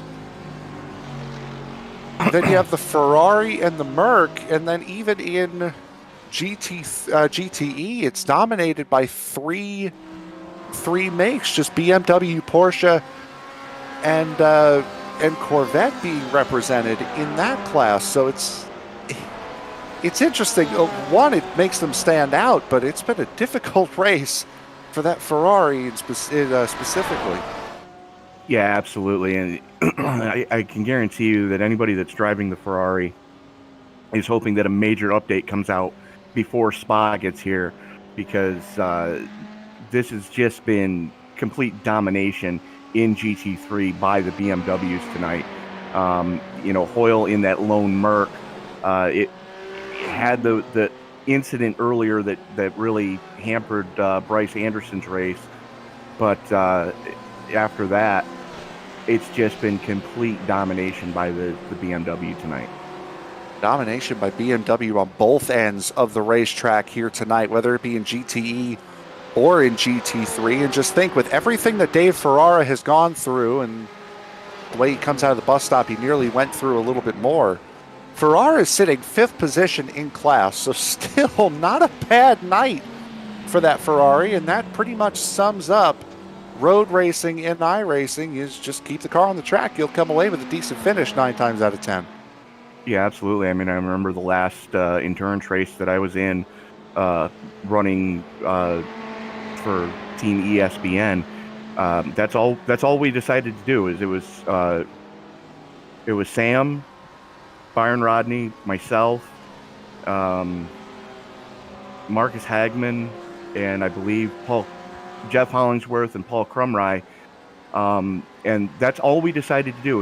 We didn't want to try to blister anything. We didn't want to set the world on fire by, having a quick lap of the race or anything like that. We just wanted to bring the car home clean. And for 23 hours and 30 minutes, we did. And then it all fell apart. Somebody decided to drive us.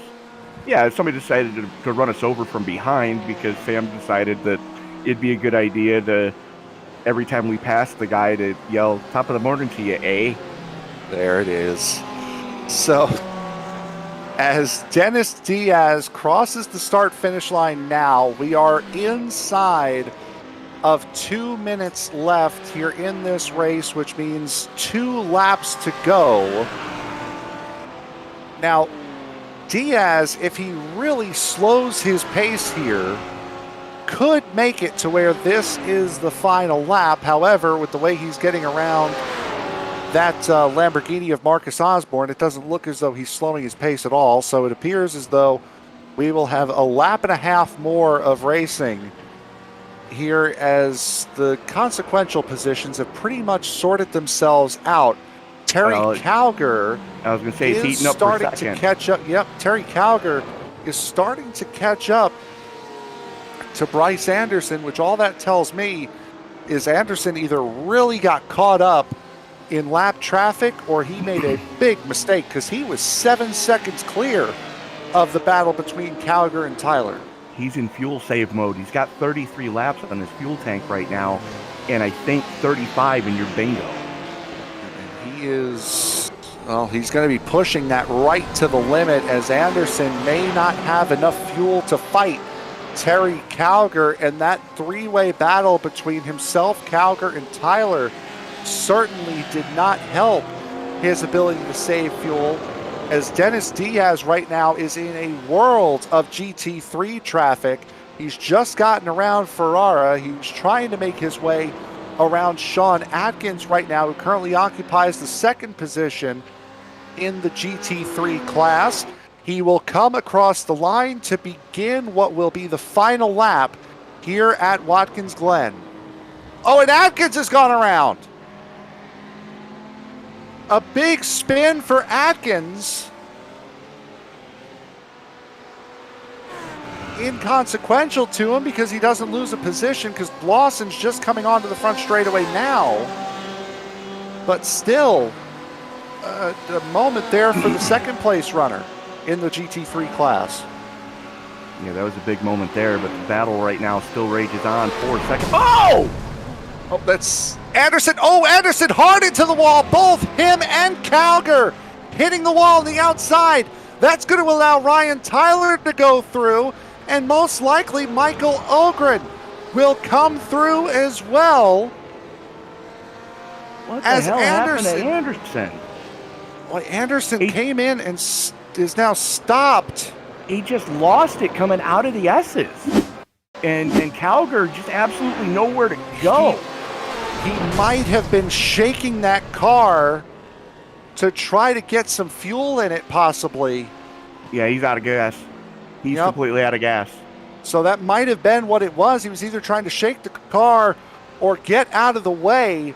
But right now, coming back onto the NASCAR circuit, it has been a championship caliber performance, and fit that it is a championship season as well for Dennis Diaz, as he will now come across the final corner.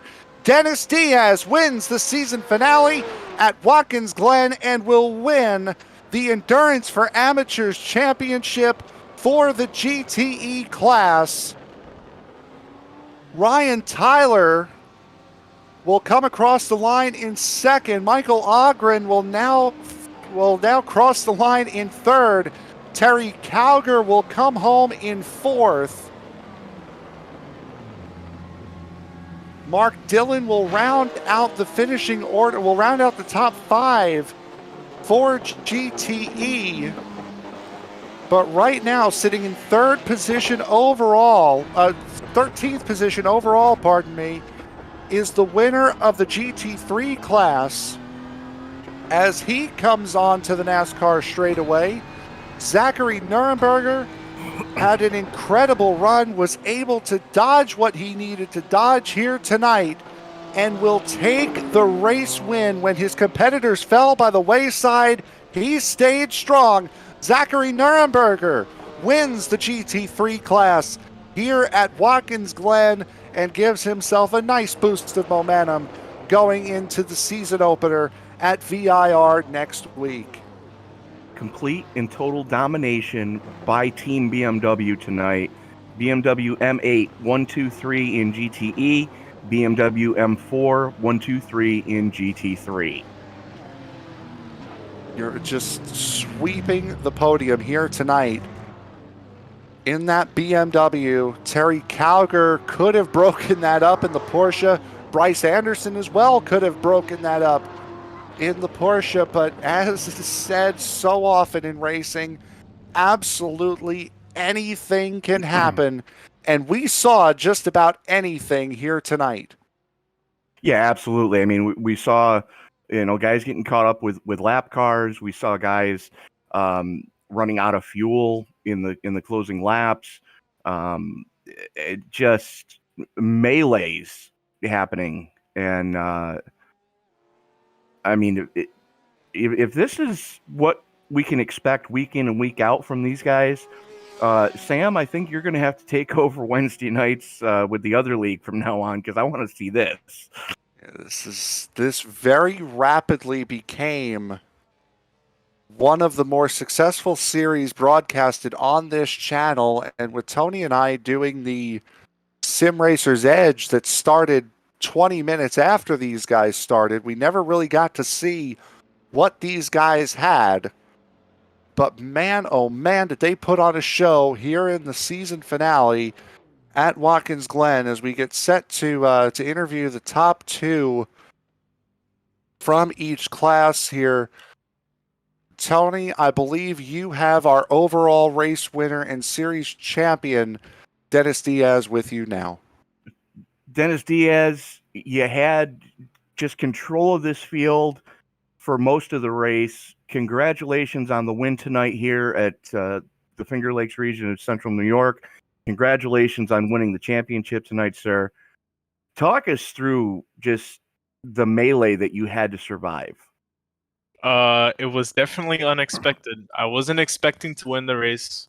So as I was watching my competitors fall in front of me, all I had to do was just dodge them and keep it consistent. I know it wasn't the fastest tonight, but just, as I said, keeping it consistent really helped. And then just having the fuel strategy right, making sure I didn't burn the tires up too quickly helped. And from that point on, it was just sort of smooth sailing from that point on. Okay, let's review this for a second. I know I wasn't the fastest tonight. Baloney, sir. You have the fastest lap of the race at a 1:41.853. So congratulations on that. Talk us through the season that you had, sir. I mean, just an unbelievable win streak that you went on with the BMW. Just total domination tonight. Talk us through just how well that car drives. Well, the beginning of the season, I was a front runner, but I always had incidents in the races, so I never really could maximize what I could have done. And then it wasn't until Suzuka that I had problems there as well, but I managed to just keep my head down and just send it, basically. And it rewarded me finally with a win. The BMW, it's a very well. The way the setup works for the league is that it's a little understeery, so you can push the car, and the worst that can happen is that you just go a little straight. I know season 2's the setups are going to be a little looser, so you need to be very careful on the throttle. But overall, the BMW is just very, very nice to drive. It's pretty quick on the straights. It's okay in the corners if you know what you're doing. And yeah, it's a car you don't want to mess with, but in the hands of a good driver, you can do a lot of damage. Well, hopefully we're going to see you do a lot of damage next week as the series opens immediately following this race. We move to VIR next week. Two completely different tracks night and day as far as how you have to attack them. Your thoughts going into VIR for the season opener next week? VIR is very technical track. Little mistakes will cost you a lot of time. If not time, then damage, because the walls are very close. So it's all about keeping your car smooth. Any twitching or playing with the car too much, you're threatening yourself to kick your stuff out of the race or losing a lot of time. So yeah, VIR is very different to this. I will consider it a tighter version of Canadian Tire, which was the first race of this season. So watch out for the people that are very good at technical circuits. They're going to do very well. And then the people that like to just hit the brakes, hit the gas, and go, they might struggle a little bit. All right. Well, Dennis, again, congratulations on the championship. Going out with a final battle win. Is there anybody you want to thank before we let you go celebrate tonight, sir? Friends, family, Joe Hutchings from Hutchport Racing, Aaron Taylor for helping me throughout the season getting faster, Mark for hosting the league, you guys for broadcasting the league, to the competitors I've raced against with Stephen Thompson, Mark Dillon, Grant Yingling, Bryce Anderson, and everyone else. Just, it's been very fun racing against them. So I hope I did say earlier that I might not do every race for next season. I might be busy personally, but whichever ones I can join and stay if I do the full season, I hope that the competition stays there. Yeah, and also to family as well. They're there supporting me as always. So thanks to them. And yeah, that's pretty much it. Just thanks to everyone that has participated in the league. All right. Well, again, congratulations on the win tonight. Congratulations on the championship. And we're looking forward to seeing you in season 2. Thank you. So that was your champion for GTE. That also was the race winner for GTE. And next we'll bring in the champion for GT3. That will be Tony Watson. And Tony, before we get to your GT3 season, let's talk about your experiment here in the GT3s tonight. You started off well, but a self-inflicted wound unfortunately put you behind. Yeah, I just caught that little bit of grass in the boot, and it spun me around. But I feel confident going into season 2. So I feel like I had decent pace. Now it's just keeping it together out of 2 laps. Well, you certainly did a great job against starting 3rd here overall tonight. You certainly did have a quality pace at the beginning of this night.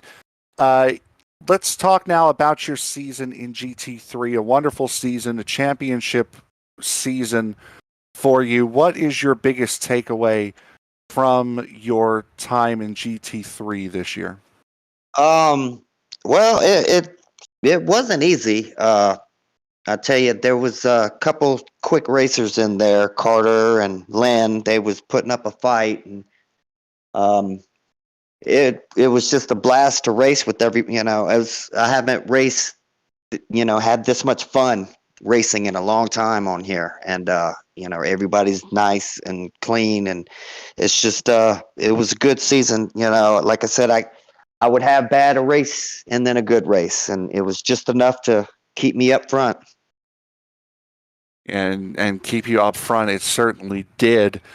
Going into the brand new season, a brand new slate next week at VIR, it's not a track that's usually featured in leagues all that much. What are your thoughts going into the Virginia International Raceway next week? Very tough track. Very easy to lose it. If you get off track, you're losing some positions. I know the track, but not all that well, so I'll have to put in some practice. But I'm looking forward to it. I know there's some quick guys out there, so we'll see what happens. Yeah, absolutely. And Tony, as is customary here on ESPN, a champion, you have the floor. Anyone you want to thank for a championship winning season? First, I'd like to thank my family, my wife, my in-laws for supporting me through this. Mark and all the Pony Express guys for putting this league together. They're the best best group of guys I've met in online in a long time. Nothing toxic here, I'll tell you. So it's just been that's about all I can think of. All right, there is. He may have finished in the 8th position overall tonight, but he was a GT3 champion on the season. Tony Watson, congratulations, bud. Thank you very much. Right. So now Tony will round out the top 2 for GTE. He is with Ryan Tyler. Ryan Tyler, with about 5 minutes left, it looked like all hope was lost of putting one on the podium, and then all hell broke loose in front of you coming out of the S's. Talk us through that final lap and what you saw. Oh God, I got lucky there. Should have been, I guess, Bryce's win or a good last lap for Bryce and who was it? Terry. Terry, yeah, sorry. They were battling hard. It was a good race all around. I got myself in some good battles and just got super lucky at the end with what happened on the last lap. Well, you guys were throwing right haymakers at each other since the pit stop happened, but you brought the BMW home on the podium. Complete dominance by BMW here tonight. 1, 2, 3 in class. Talk us through just your thoughts as the season closes here at Watkins Glen. It's a great season. Thanks, Mark, for organizing. It was good to have a week off. Got gathered my thoughts for the last race, and finish off the season pretty strong. And looking forward to the season 3 to start up. Season 2 to start. Sorry. Well, as you said, the next season starts. That goes next week, and we go to Virginia International Raceway. Your thoughts going from the flowingness of Watkins Glen into the tight technical and elevation changes that is VIR.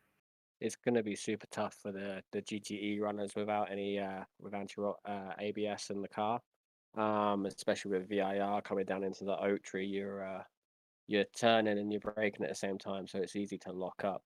VIR is going to be an awesome race, though. Really looking forward to the season opener next week. Now, is it safe to assume you're going to stay in GTE for next season? Absolutely.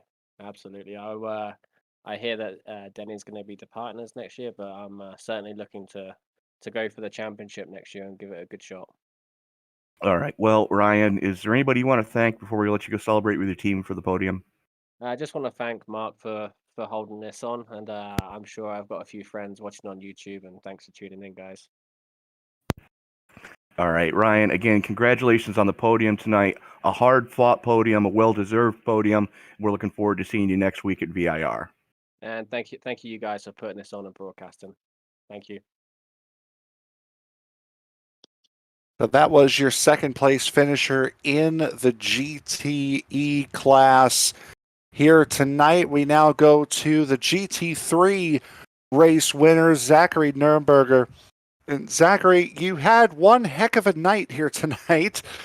Quite a lot of racing action, and then with the pit stop that got you out in front with Chris Lawson speeding penalty, that pretty much was a game, set, match, wasn't it? Oh, it was a speeding penalty. Yeah, wasn't sure. I know I was able to get ahead of Chris and Sean. I think Matt had some bad luck. And then Keith pulled out right behind me. I ended up getting a slipstream, and he just spun out. And I don't know, just a lot of luck. Things kind of fell into place, but it all kind of worked out in the end. So I'll take it when I can get it. You certainly had a great battle at the beginning of the race with Sean Atkins and Matt Arrington. What is that like for you, knowing that, okay, this is really fun being in this battle, but if I make a mistake, it is going to be absolutely catastrophic? Yeah, it was definitely tough because I knew, obviously with the new season updates too, tires changed a little bit, and I was just trying to do what I could to stick with Sean, but I didn't really quite have the speed, and I was kind of pulling ahead and then getting caught by Matt, and so I was really just trying to do what I could to stay in between them for the time being and see if I could save some tires. But yeah, it was definitely tough, but just kind of got to hang in there. So. Yeah, absolutely. You did a fantastic job of it as well.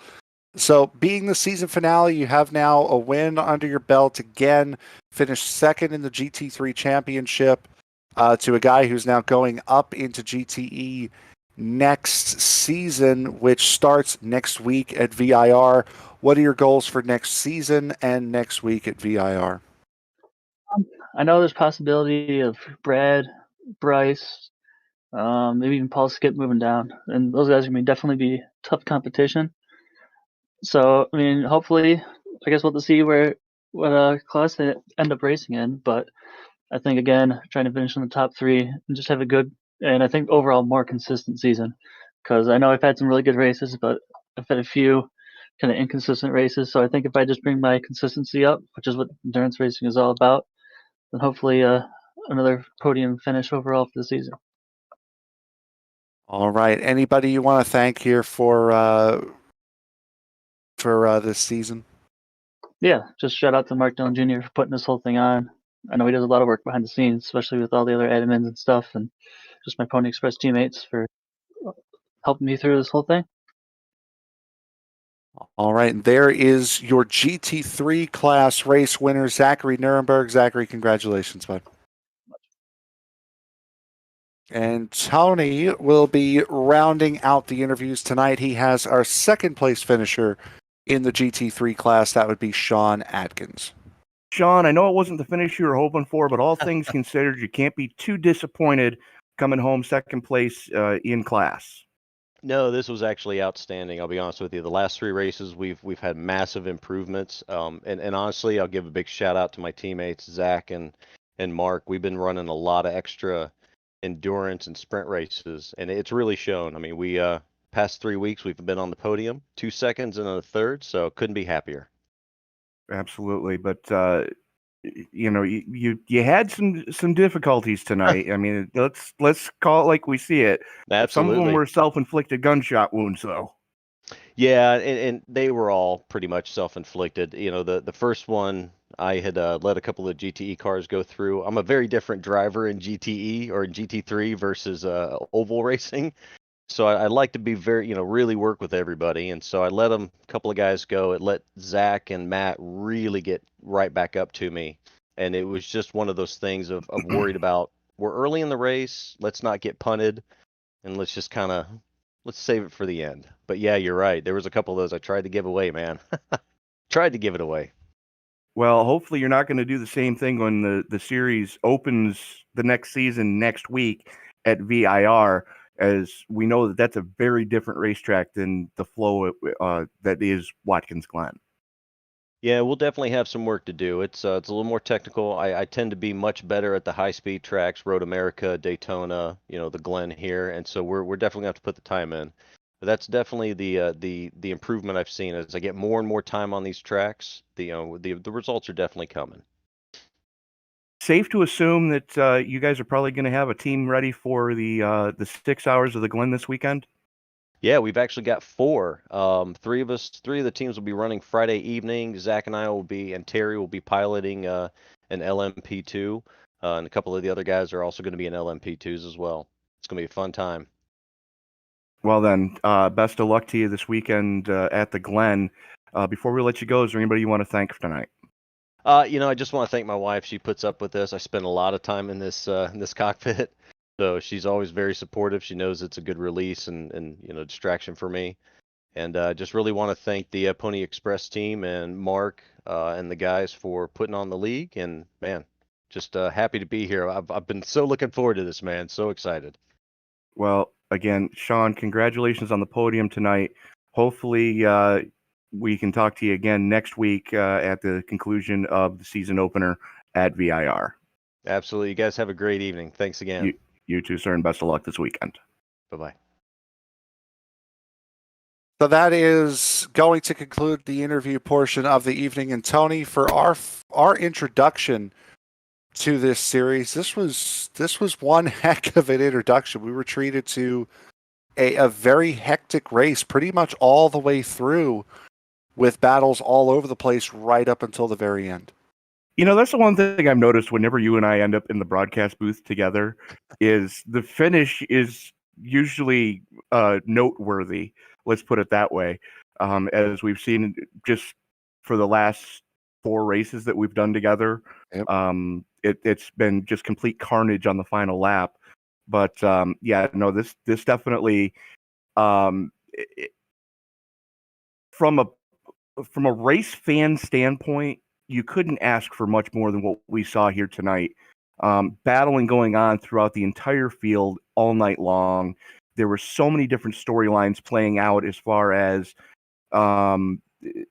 it BMW against Porsche, Porsche against Chevrolet, Chevrolet against Ferrari, Lamborghini against the world. And it's great to see that.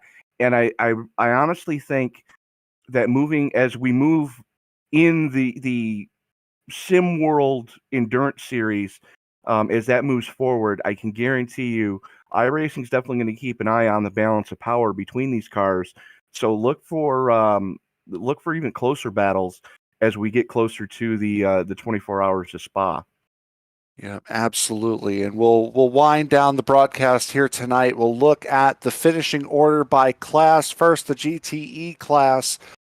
Dennis Diaz comes away with the win and the championship in the GTE class. Ryan Tyler coming home in the second position.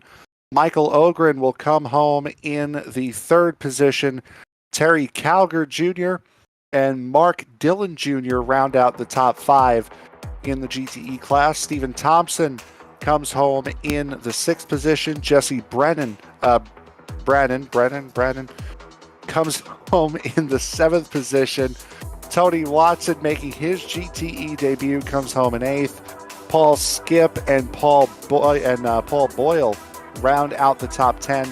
Brad McCombs, Bryce Anderson, Simon Venus, and Tyler Bergert round out the finishing order, the 14 runners in the GTE class. GT3 goes to Zach Nuremberger, coming home with the victory. Sean Atkins hanging on for second. Chris Lawson in third. Rex Boyle in fourth. Marcus Osborne coming home in fifth. Sixth place goes to the lone Ferrari in the field, the 777 of Dave Ferrara. Matt Arrington in seventh. Eighth going to Jeff Height. Ninth to Jack Garrett. 10th goes to Keith Royclough after he had the problems from the lead. Then you have Tim Emanuele and Dan Barrett rounding out your field of 13 starters in GT3. And so that will do it for us here tonight and for this season for the Pony Express Sim Racing Endurance for Amateurs Series. Be sure to tune in next week for the start of the next season, coming to you live from VIR here, same time, same place, right here on ESPN. Coming up the remainder of the week, however, it will be the TNT Truck Series presented by the United Sim Racing Association. They will have round number 3 at the Milwaukee Mile, and if the first 2 rounds are anything to go by, you are not going to want to miss the Milwaukee Mile. And for people who have watched this channel for a long time, Tony is excited for a race at Milwaukee. That is how good the racing has been. For the first time in my career, I'm excited for a race at the Milwaukee Mile. And that just goes to show the excitement of the TNT Truck Series over the course of the first 2 races. On Friday night will be the Circle B Diecast Super Speedway Series. It'll be the final race in the round of 10 as they look to lock in the drivers that will be battling for the championship in the season finale at Daytona next week. But on Friday, they will be in the trucks at Talladega. Coming up on Saturday will be round number 6 of the E-Formula Series. They will be running the German Grand Prix at Hockenheim. First time we are we're broadcasting from Hockenheim. And then it will be a Sunday night double dip as the major series, American Sportsman Division, will run the 2.4 hours at Le Mans. And then at 5:15 p.m., so 15 minutes after the start of the major series, it will be the Medieval Racing League's Virginia at Night 200. They will be at Richmond to round out the rest of the week. So for my broadcast partner, Tony Trapasso, Sam Cooper Bennett in the production truck, I am Frank Marchese. Thank you very much for making us a part of your evening. We will see you next week for the season opener at VIR and tomorrow night at Milwaukee for the USRA Truck Series. Have a fantastic evening, everybody.